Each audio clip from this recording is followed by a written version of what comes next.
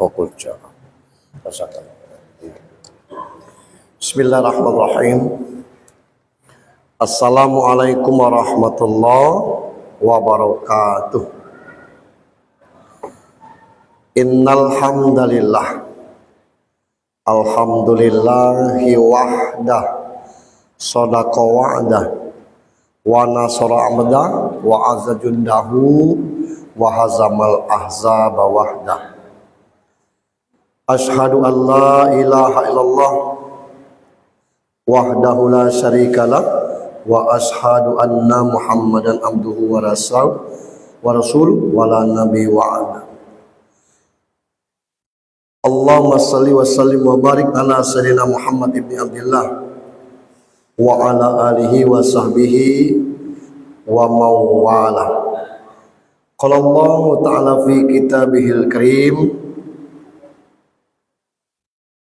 wasari'u ila magfiratim mir rabbikum wa jannatin arduhas samawati wal ardu iddat lil muttaqin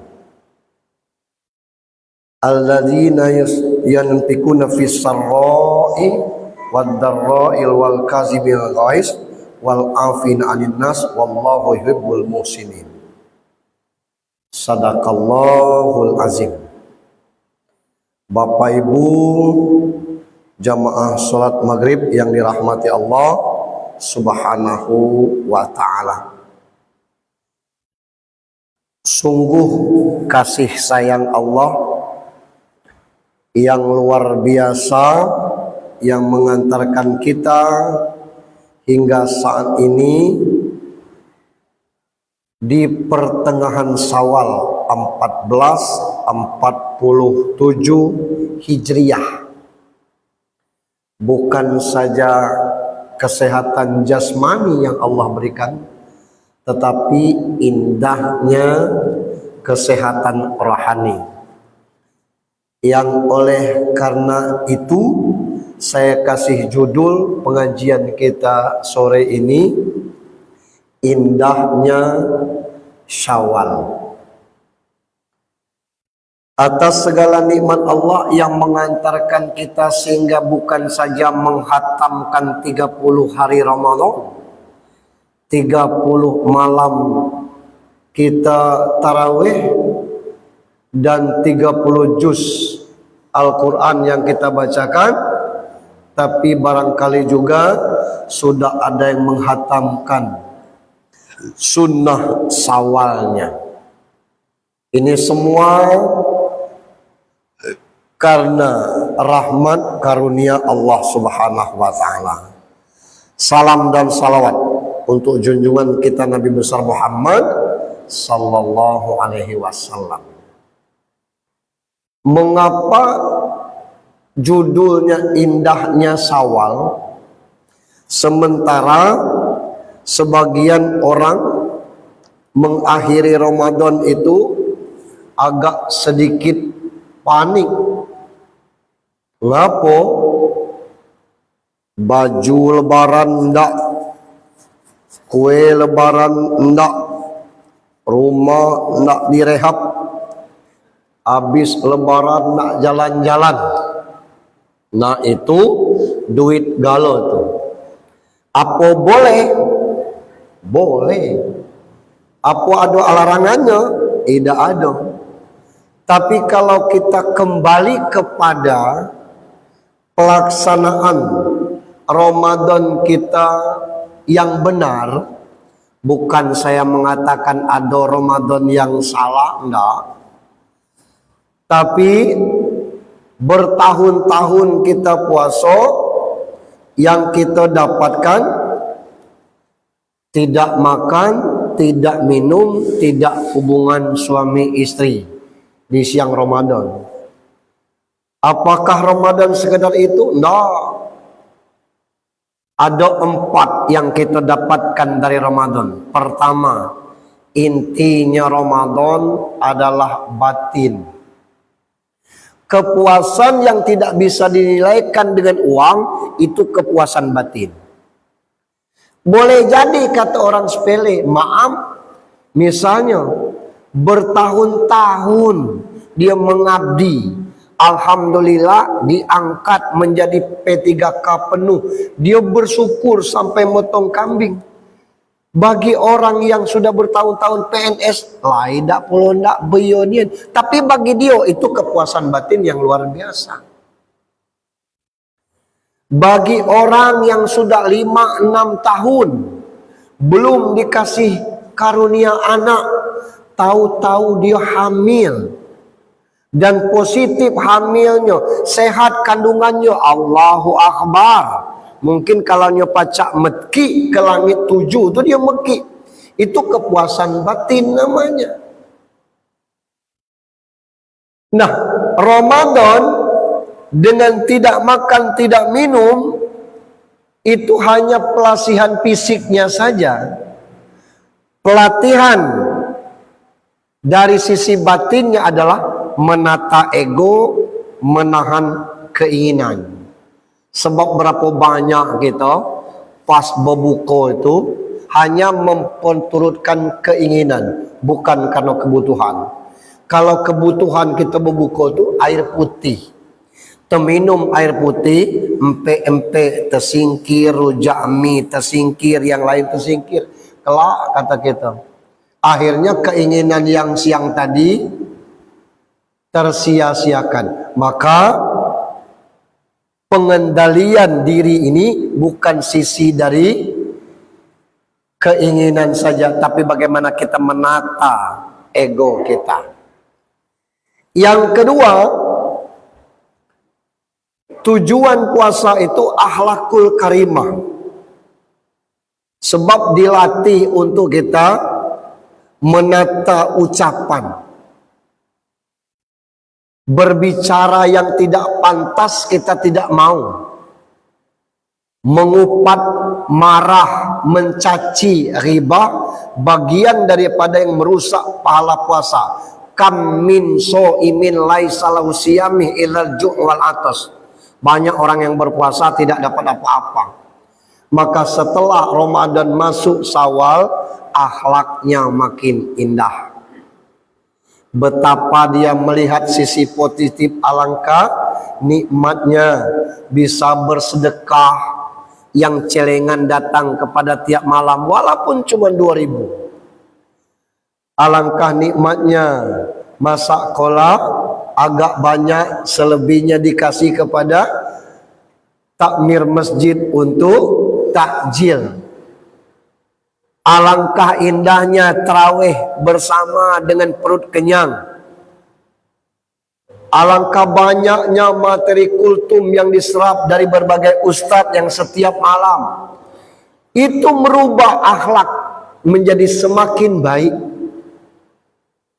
Kalau di Syawal itu tetap lestari, apa indah Syawal kita. Manusia itu bukan dilihat dari hartanya. Inna akramakum indallahi atqakum, kata Allah. Yang mulia di sisi kamu orang yang bagus takwanya. Kita banyak tertipu. Stylenya bukan main. Bedasi, baju jas, bersepatu kiri kanan. Rupanya kerjanya meras. Tapi ada yang pakaiannya biasa-biasa baik, selop jepit. Kita turun dari mobil biasa, dia juga turun dari mobil biasa. Kata kita sederhana nian, orang cuil kita, kenal tak lanang ini? Tidak, dia ni lah CEO perusahaan besar tu. Aimo, kata gitu kan. Ngapo cak? Reman panorama. Nah itu. Tapi dia tampil dengan begitu sederhana. Disapa senyum. Itu. Ditanya jawab. Ini yang berdasi. Nengok ke atas berjalan. Tergelincir dengan kerikil. Terduduk. Nah ini akhlak. Yang ketiga, tujuan puasa itu takwa. Kalau selesai puasa, kita merasakan diri bahwa utang kita sudah lunas. sholat tidak lagi ke masjid, ya pacak dipertanyakan hasil Ramadan kita tuh. Kita bukan sekedar mengejar pahala saja, tapi kontinu dari ibadah itu lebih bagus. Maka kata Rasul, kata ulama, yang banyak tapi cuma sekali, Allah lebih cinta yang sedikit tapi terus menerus. Kalau selesai Ramadan kita bangga mencatat dalam buku diary kita, alhamdulillah Ramadan tahun ini bisa menghatamkan Al-Quran 3,5 kali, 3 juz 15, 3,5 juz, 3 kali khatam. Lalu setelah Syawal Al-Quran ditutup, tidak ada maknanya. Walaupun kita tidak khatam Al-Quran di bulan Ramadan, tapi setiap selesai subuh kita baca sa'ain, doain selembar dua lembar. Itu yang lebih disukai Allah, yang kontinunya, yang berkesinambungannya. Sampai-sampai Rasul mengatakan, man soma Ramadan summa adbahu satam min Syawal kana kasyamid dahar. Siapa yang berpuasa 1 bulan Ramadan ditambah 6 hari bulan Syawal, Allah nilai itu puasa setahun penuh. Apa dorongan supaya puasa kita tuh continue, tidak sekedar Syawal, tapi juga puasa-puasa sunnah lainnya kita amalkan. Dan yang keempat hasil Ramadan itu adalah kesucian jiwa. Apa kita tidak bahagia? Batin kita tenang. Orang nak beraya ke pantai, beraya ke gunung, beraya ke pagar alam, beraya ke Jakarta, lajulah. Kita beraya ke kebun, tapi batin tenang, tidak ada masalah. Tengok di kebun pisang jantan 2 tandan, ada jengkol pas ngulam, Allahu Akbar. Fabi ayyi ala'i rabbikuma tukadziban. Lebih nikmat dari makan di pantai panjang, gitu. Yang seperti itu. Silakan orang jalan-jalan, kita juga jalan-jalan. Tidak ada masalah. Yang penting batin kita. Nah, yang seperti ini membuat hubungan kita kepada Allah tuntas sepihak. Dalam artian Allah melalui Rasulnya janji, man soma Ramadan imanan wa ihtisaban ghufira lahu ma taqaddama min dzambi. Siapa yang berpuasa bulan Ramadan karena iman dan mengharap ridha Allah, diampuni dosa yang telah lalu. Itu yang dosa kepada Allah. Tapi yang dosa kepada sesama manusia,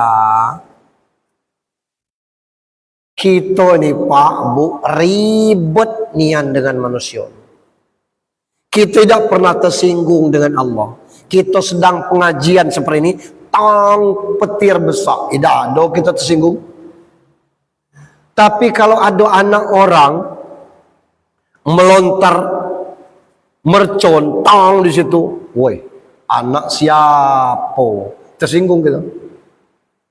Kita lewat, kawan akrab kita tegur, 3 kali kita tegur, nyidak nyaut, mulai hati kita ngalah.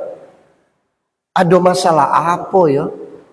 Kok ditegur tidaknya? Kita tidak ngerti kalau kawan tuh sedang baru baca WA dari anaknya, ya besok terakhir duit wisuda 10 juta. Tolong transferkan. Duit di kantong cuma 100. Masih kurang 9 juta 900 lagi. Apa tidak peligat pala kawan? Kita manggil, oi, oi, oi. Bukannya tidak dengar, nyonya lagi fokus mikirkan kemana, apa yang nak dijual, kemana nak minjam. Kita langsung tersinggung. Kita naik angkot, pas duduk di depan kita tuh, nengok kita terus, matanya besar. Sekali kita tengok masihnya, 2 kali kita tengok masih, kita tanya, apa maksud kau dari tadi melotot ke aku? Melotot macam mana pak? Mata kau ni besarnya nengok aku. Bininya, maaf pak, suami saya matanya memang besar. Kitanya yang muda, sensitif. Itu urusan sesama manusia, pelik, rumit. Maka halal bihalal itu bukan seremonial. Halal bihalal itu ibadah sosial. Bapak ibu, ada dosa yang tidak selesai di tikar sembahyang. Ada dosa yang tidak tuntas dengan istighfar. Ada dosa yang tidak cukup dengan sujud baca subhana rabbiyal a'la wa bihamdihi, kita tambah lagi dengan sunnah Nabi. Allahumma inni as'aluka husnul khotimah. Allahumma rzuq taubatan nasuha qablal maut. Allahumma ya mukallimal qulub tsabbit qalbi ala dini. Tidak selesai. Kenapa? Ini dosa dengan sesama manusia. Tak bisa kita minta kepada Allah, maka harus kita tuntaskan dengan sesama manusia. Karena ada dosa sesama manusia ini, maka muncullah halal bihalal. Kalau dosa kepada Allah, selesai dengan tobat.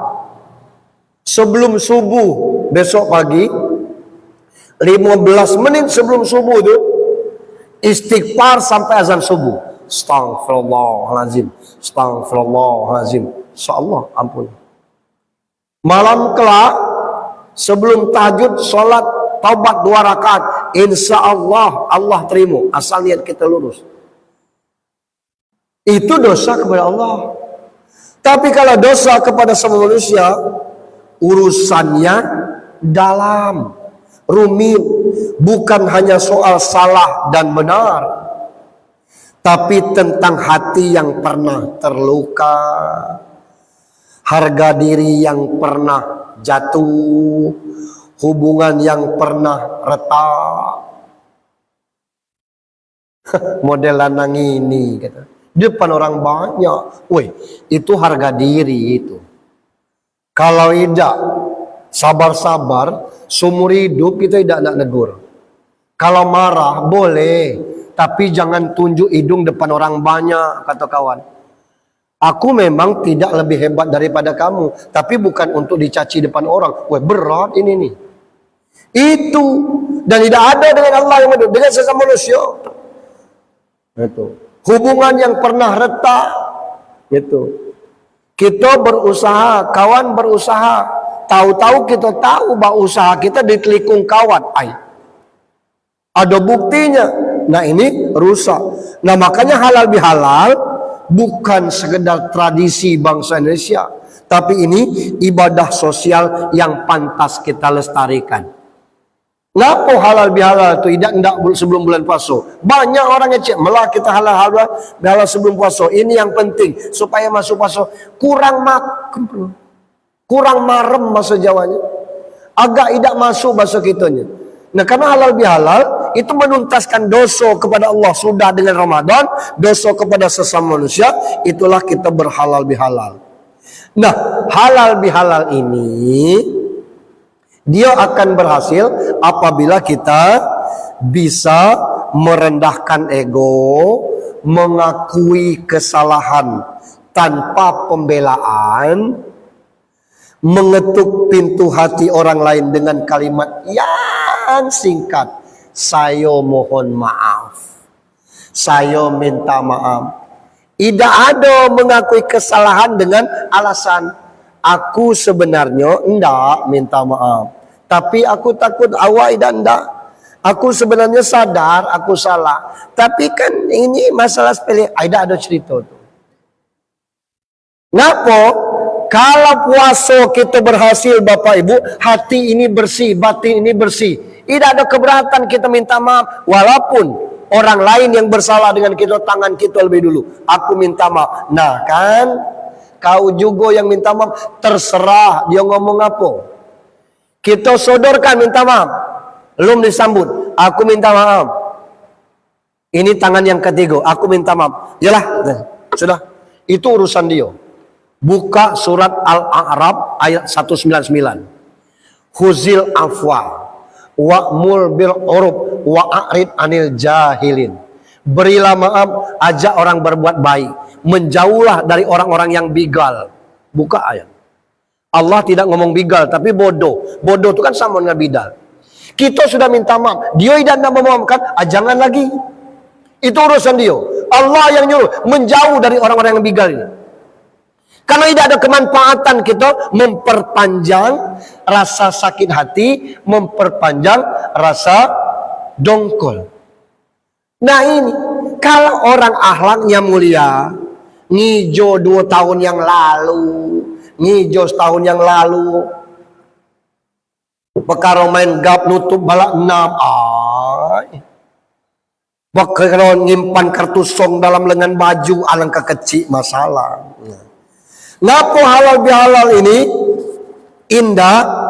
Halal bihalal adalah cara Islam membersihkan itu semua. Bukan cuma hubungan antar manusia, tetapi juga membuka ampunan dari Allah. Aku dengan Adinda Aksidianto misalnya pernah bersalah, lalu aku minta maaf. Selesai urusan, berpelukan, selesai. Allah di atas itu juga akan memberi maaf. Sebab ada hadisnya, 2 muslim bertemu lalu berjabat tangan, ghufira lahuma qabla yatafarraqa. Allah hapus, Allah ampuni dosanya sebelum jabat tangannya berpisah. Apalagi dengan kesadaran dalam tangis haru, saya minta maaf Dindo atas kesalahan yang lalu. Ya Allah, Kando, aku tidak masukkan itu ke dalam hati, tapi Kando minta maaf, jangan itu jadi beban. Wah, Allah senang di atas itu. Malaikat akan menghapus dosa kan. Bukan ini tujuan kita. Nah itu yang indahnya halal bihalal. Sebab mengapa? Kadang berat itu bukan minta maafnya, tapi mengalahkan gengsinya itu nah. Masuk aku minta maaf dengan Adinda Dek Aksi, dia yang ketini nih. Berat tahun jarak umur, bukan itu masalah. Allah memerintahkan dalam Al-Quran itu dari Al-Fatihah sampai An-Nas tidak ada perintah minta maaf Pak. Mohon maaf, tolong dikoreksi kalau saya salah. Tidak ada perintah minta maaf, yang ada memberi maaf. Ali Imran 134. Allazina yunfikuna fis sarra'i wad dharra'i wal kadzibinan nas wal afina 'anin nas. Wal ya'fu wal yasfahu ala tuhibbuna ayaghfirallahu lakum. Fa'fu anhum wasfah, lapangkanlah dada, biarkanlah mereka. Berilah maaf, lapangkanlah dada. Apa kamu tidak senang Allah mengampuni kamu? Seluruhnya permintaan menyuruh memberi maaf, bukan minta maaf. Apa tidak indah sawal kita? Cuma kadang-kadang senior junior banyak sedikit makan garam, jadi ukuran banyak laku makan garam daripada dia. Itulah galak cepat stroke tuh, nemani gue makan garam. Itu bukan itu ukurannya, bukan senior junior. Untuk apa senior kalau pemikirannya di bawah junior? Untuk apa tua umur kalau tidak ada pengalaman kita? Nah, saya mohon maaf Pak, dalam live TikTok ini kadang-kadang orang hujat juga nih. Jadilah kau ini pernah juga jadi gubernur, dosa kau juga banyak. Jadilah nonton lanang ini. Dia ikut di live saya, berarti dia nonton juga. Nah kalau aku nak peduli mode itu, lo kak urung kita lah, biarkanlah hanya ngoceh di situ. Nah orang yang sakit hati itu beban bagi dirinya, tidak ada beban bagi orang yang dia irikan itu. Nah kita ini kadang-kadang bukan nyolorkan tangannya yang berat, itu gengsinya. Padahal bisa jadi, ingat ya Bapak Ibu, Bisa jadi surga kita tuh tertahan bukan karena kurang ibadah. Tahajud tiap malam, baca Al-Quran minimal seain semalam, sebelum tidur baca surat Al-Mulk, tabarakalladzi biyadihil mulk, untuk menghindari azab kubur. Qabliyah, ba'diyah, solat lengkap 12 rakaat. 2 sudah subuh, 2 sebelum subuh, 2 sebelum, 4 sebelum zuhur, cukup. 2 sudah zuhur, 2 sudah maghrib, 2 sudah isya. Yang muakkad, yang ghairu muakkad, 2 sebelum maghrib, 2 sebelum asar, 2 sebelum, lengkap. Ada kesempatan solat tasbih, aman duha, tidak pernah. Surga bagi kita ada jaminan, tapi bisa jadi surga itu terhalang apabila kita belum ada hati atau masih atau hati yang tidak kita damaikan. Masih ada orang yang menyimpan sakit hati. Halal bihalal itu bukan mentip ek, Bapak Ibu. Karena macam mana mentip ek itu ada bekasnya. Halal bihalal itu bukan menghapus, karena bekas penghapusnya masih ada. Halal bihalal itu membuka lembaran baru. Tidak ada coretan, tidak ada garisan. Selesai. Hubungan yang lewat, selesai. Yang penting kita membuka lembaran yang baru. Jadi bisa jadi surga kita tertahan bukan karena kurang ibadah, tapi karena ada hati manusia yang belum kita damaikan. Kalau hari ini masih ada nama yang terlintas, terganjal di hati kita, yang pernah kita sakiti, start lah mobil, jalan kalau motor, pergilah ke rumahnya, minta maaf. Itu karena terlalu berharga hari-hari kita ini untuk diisi dengan dendam. Bapak Ibu, mohon maaf, secara tidak sadar harus kita akui bahwa dendam itu tidak berisik. Tidak ada bunyi dendam itu, tapi diam-diam menggerogoti. Ada orang makan dikit, pekerjaan lancar, tapi badannya makin kurus, makin kurus. Kata kawan, ngapola nang tu dah? Apalah masalahnya? Ada yang tahu? Makan batin gitu. Ngapa makan batin? Ada denda. Oh, kita nanggung kalau model itu. Dia tidak berisik, tapi kita yang dimakannya. Itu bahayanya. Kemudian dengki itu tidak nampak, tidak ketengokan, tapi pelan-pelan membakar. Orang bawa mobil lewat depannya, mudah-mudahan dia kecelakaan sekeluarga. Dalam hatinya tidak nampak itu, Pak. Karena dengki itu tadi. Gitu. Oh, bangun rumah sebesar gedung DPRD itu. Minta-mintalah gempa besar. Rumah tuh hancur, dia terbenak dalam itu. Itu dengki, Pak. Tidak nampak itu tuh. Mudah-mudahan dia stroke dengan jabatannya. Itu dengki, Pak. Tidak nampak. Ngeri gitu. Kemudian dongkol itu tidak selalu keluar, tetapi bisa menjadi berjarak. Di mana arisan kita bulan ini? Rumah Pak Pulan. Ngapa? Pergi lawak. Aku kalau ke rumah dia, maaf baik, belum nak pergi. Itu berjarak. Di mana pertemuan kita? Hadir dah dia di rapat itu kelak. Ya hadir dia. Aku tidak. Kalau dia ada, aku tidak hadir. Itu dongkol, Pak. Bikin berjarak. Sisi kau duduk sikok lah ya. Ngapo? Kelak landang itu duduk dekat aku tuh. Aku landak temuntah nengok itu. Ini kan rusak nih. Apa sebab? Karena penyakit-penyakit hati itu tadi.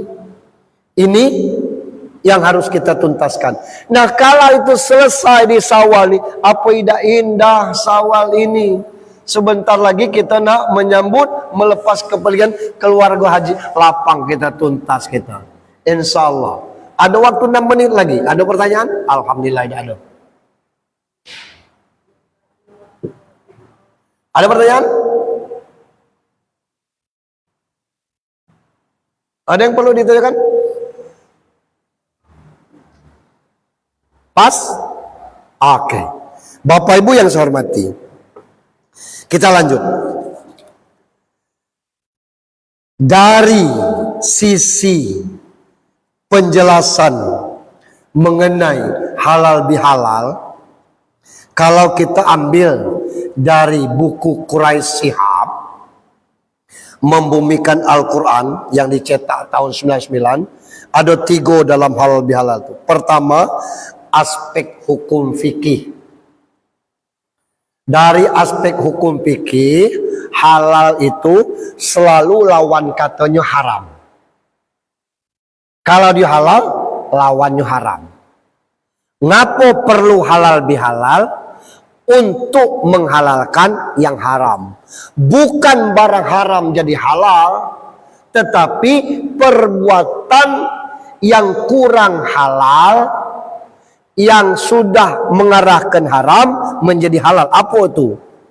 Retaknya hubungan, putusnya komunikasi, muncul penyakit iri dengki, itu haram. Dengan kita akurkan kembali, dia menjadi halal, dia menjadi berkah. Terhapuslah haramnya, berubahlah dia menjadi haram. Itu dari sisi hukum fikihnya. Yang kedua, kata Pak Quraisy Shihab, kalau diambil dari akar katanya, halal bisa jadi dari asal kata halal. Banyak maknanya nih. Bisa jadi tujuannya halal itu menyambung yang putus, mencairkan yang beku, menguraikan yang kusut, meluruskan yang bengkok. Kalau yang bengkok tidak lurus, yang putus tidak tersambung, yang cair, yang beku tidak cair, yang kusut tidak terurai, tidak ada hasil kita puasa dan tidak tuntas kita berhalal bihalal. Ada orang yang bermaafan itu seremonial saja. Misalnya karena dia segan dengan kepala dinasnya, di depan kepala dinas bersalaman. Orang ngomong, nah cak itu kan cocok lah bersalaman kan selesai urusan. Maaf baik ya, karena tidak lemak dengan kepala dinas baik tadi itu. Ini sio-sio gawe kita tuh. Tidak tersambung yang putus tadi.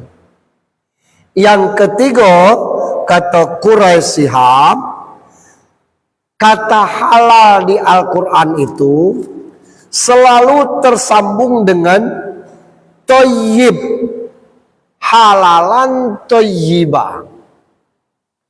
Makan olehmu kulu mimma fil ardi halalan thayyibah. Makan olehmu semua di jagat bumi ini syaratnya 2, halal lagi baik gitu.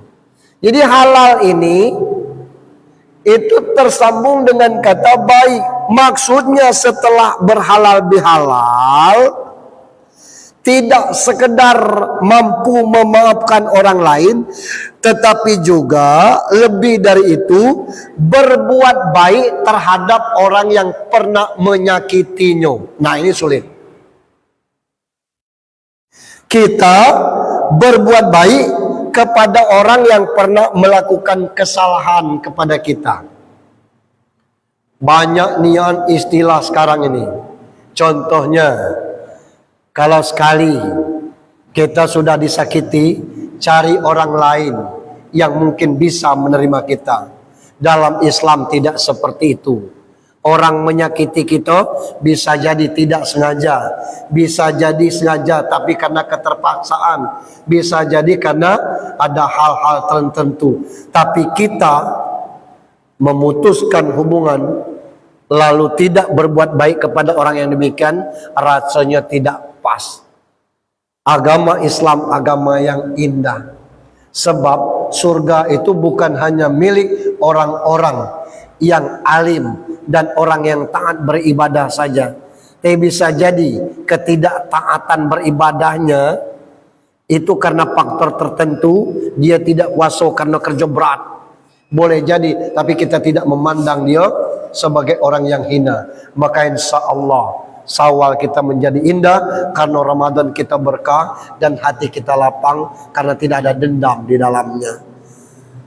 Sirine kita lah berbunyi tanda waktu isyalah masuk. Saya ujiha menyampaikan taqabbalallahu minna wa minkum. Sebatas itu dalam hadisnya. Tapi tradisi kita membolehkan mengucapkan minal aidin wal faizin. Mohon maaf lahir dan batin.